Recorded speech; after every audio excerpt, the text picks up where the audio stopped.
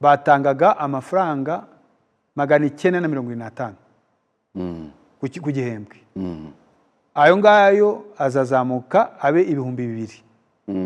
Mu Kinyarwanda ibice 21% bashoboye gusoma nkuko bikwiriye, ariko wababaza ugasanga 44% nibo bumva ibyo basomye.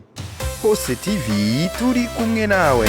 Nongeye kubaha ikaze mu makuru ari kuvugwa cyane mu bitangaza makuru by'umwihariko agaruka ku Rwanda. Uyu munsi rero mu kiganiro Hose TV turi kumwe nawe twahisemo kugaruka ku kiganiro Minisitiri w'Uburezi Joseph Nsengimana yahaye umunyamakuru wa RBA tariki ya mbere kwa munani mwaka 2026. Muri iki kiganiro Minisitiri w'Uburezi Joseph Nsengimana yagarutse ku mpinduka zitandukanye mu burezi bw'u Rwanda mu mwaka utaha amashuri wa 2026-2027. Minisitiri kandi yongeye gutangaza ko mu mwaka utaha amashuri wa 2026-2027 abanyeshuri biga mu bigo nderabarezi mu ishami rya TTC muri Professional Education ko bazajya biga imyaka 5 ivuye kuri 3, ariko nabo bagasohoka bafite impamyabushobozi yo ku rwego rwa kaminuza A1. Abana rero bazatangira TTC uyu mwaka utangiye bazakora imyaka 5 mbere ko bigisha. No kuvuga ngo bazangiza bafite no kuvuga ngo umwana urangije umwaka wa gatatu w'amashuri yisumbuye akaba ajyanywe muri TTC azagenda yiteguye kwiga imyaka 5 aho kwiga 3 yari imenyerewe. Yego ni ibyo ngibyo. Ariko nashaka ko dukosora iryo jambo akajyanwa kuko ajya yabisabye. Agaba yifuza gukora kwiga TTC azamara imyaka 5 mbere yuko ajya kwigisha, ariko muri iyo myaka 5 nawe azasohoka afite A1 bafite diploma ya university, ntabwo azasohoka afite A2. Yego ibyo ngira ngo babyumvikane aho ngaho. Kandi abanyeshuri kubera ko babisabye iyi policy itaratangazwa, tuzakorana na NESA ku buryo niba hari umwana wayisabye izi mpinduka kumva ati ntabwo nkibishaka kubikora, ashobora kuva kubihindura. Niba hari undi wumvise ati izi mpinduka niza cyane reka nanjye ngemo atari yasabye TTC, nawe tuzamufungurira kugira ngo yongereho TTC ayisabe nawe agira ayo mahirwe yo kuyikora aho ngaho. Nawe icyo nshaka gushimangiraho nuko abarimu bari basanzwe bigisha bafite A2 ntibumve yuko kuri bo hari igiye guhinduka wabura akazi cyangwa iki. Oya, bazakomeza bigishe, ahubwo nabo tuzashyiraho programme zo kubafasha kugira ngo nabo bazamure ubumenyi bwabo. Ikigamijwe aha ngaha ni ukuzamura ireme ry'uburezi, ni ugukorana n'abarimu n'aba head teachers kugira ngo tuzamure ireme ry'uburezi, tubongere ubushobozi kugira ngo batange nabo bagire icyo batanga kijyanye n'ibyo ngibyo.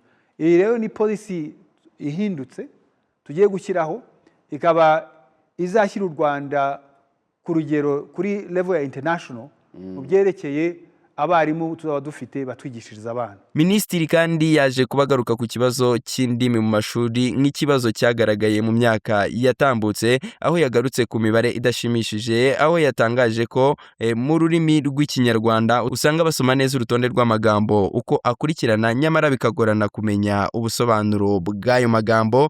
Ibi kandi biri no ku rurimi rw'Icyongereza. Mu Kinyarwanda ibice 21% bashoboye gusoma nkuko bikwiriye, ariko wababaza ugasanga 44% nibo bumva ibyo basomye. Wajya mu Cyongereza ho usanga abashoboye gusoma bagasoma neza amagambo bagera kuri 63%, ariko wasesengura ugasanga 24 aribo bonyine bumvise ibyo basomye. Ibi rero biduteye impungenge. Minisitiri kandi yakomeje avuga ko hagendewe ku bushakashatsi bwakozwe bwagaragaje ko abanyeshuri mu masaha ya nyuma ya saa sita batiga neza, bityo ko hagiye gushyirwaho gahunda nshya aho abanyeshuri bazajya biga kugeza saa 9:30, hanyuma isaha 1:30 isigaye igakoreshwa mu gushyira mu bikorwa ibyo bize. Twarebye umunsi w'ishuri, urebye ukuntu abana biga, abana batangira ishuri mu gitondo kare, bakaza bakicara mu ishuri kubera saa 2 rwose, bakageza saa 11 bakicaye, byiga ko byitwa ko ariho bariga.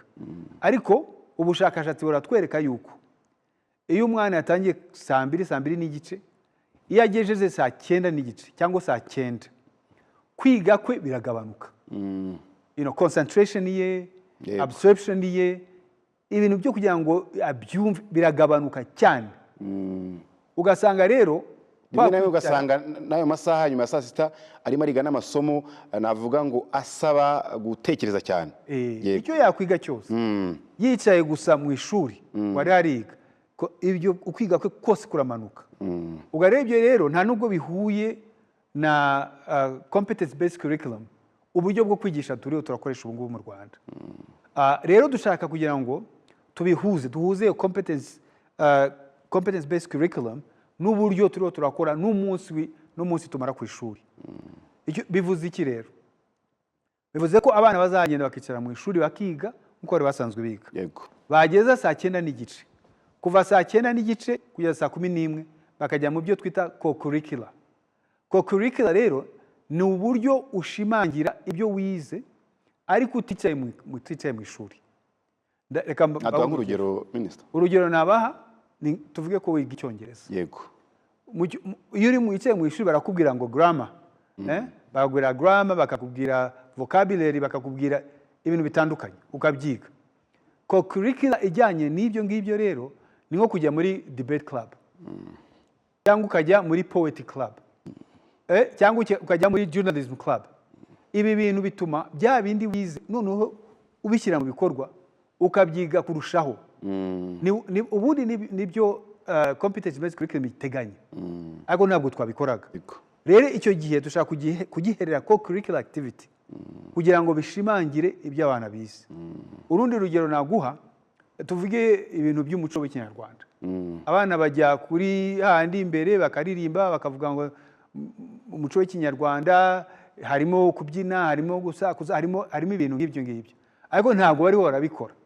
Ni ukwiga ikibonezamvugo hari akaba bizi neza, ariko nta hantu arabikora. Muri co-curricular rero azabikora.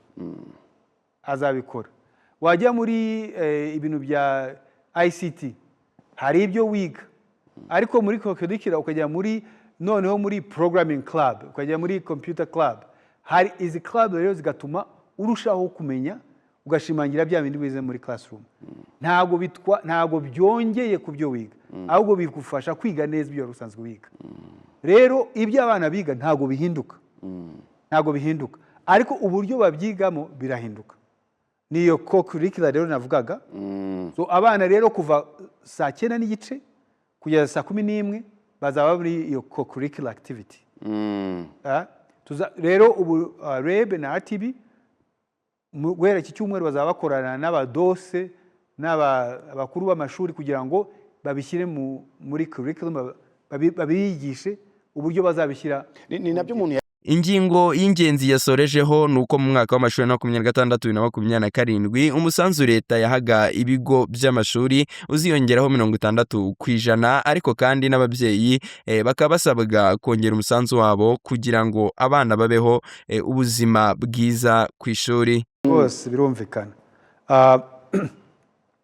Ababyeyi ubundi bafite abana muri pre-primary na primary batangaga amafaranga 950 ku gihembwe.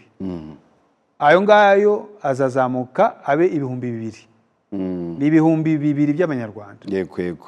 Abo ni abafite abana muri pre-primary na primary. Ababyeyi bafite abana muri secondary iriya wigutaha, ubundi batangaga 19,500. Ubu bazajya batanga 24,000. Nabyo ni ku gihembwe. Yego. Abafite abana wari muri boarding school, ubundi batangaga 85,000. Ubu bazatanga 110,000. Tubashimiye ko mwateze amatwi iki kiganiro. Ese izi mpinduka wowe urabona hari icyo zigiye guhindura cyangwa se urabona zari zikwiriye? Wanyura muri comment ugatanga igitekerezo cyawe. Umuhirana Clay, Host TV, turi kumwe nawe. Host TV, turi kumwe nawe.